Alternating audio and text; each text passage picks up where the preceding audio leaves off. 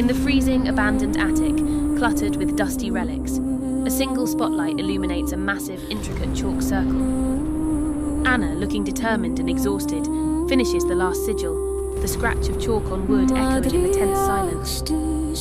She lights 7 ancient black candles arranged around the inner perimeter.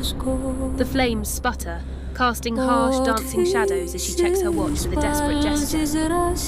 Now inside the circle, she hunches over a worn, leather-bound book filled with Enochian text, her fingers tracing the words, confirming the steps to summon the unseelie kin. Her breathing is shallow, nervous. Holding a simple silver amulet, she prepares for the final step.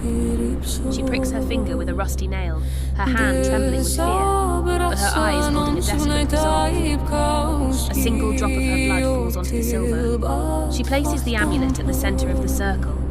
The preparatory chant begins, her voice low and rhythmic. Chanting, Sodamiranu Olaloki Orspa. Immediately, the candle flames grow taller, stretching thin like spectres.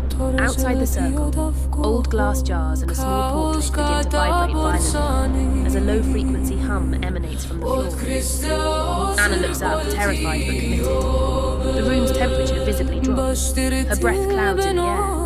A dark, non-physical pressure builds against the chalk barrier as a shadowy mist curls and writhes just outside. A terrible subterranean growl fills the air.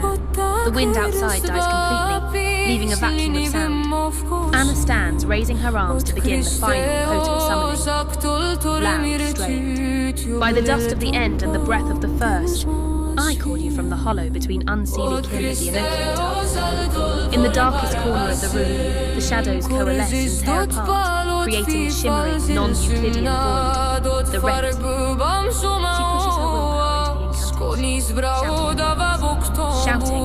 Step through the rent and heed my tether. A massive, vaguely humanoid charcoal black silhouette begins to emerge from the rent, its form indistinct, made of pure darkness and motion.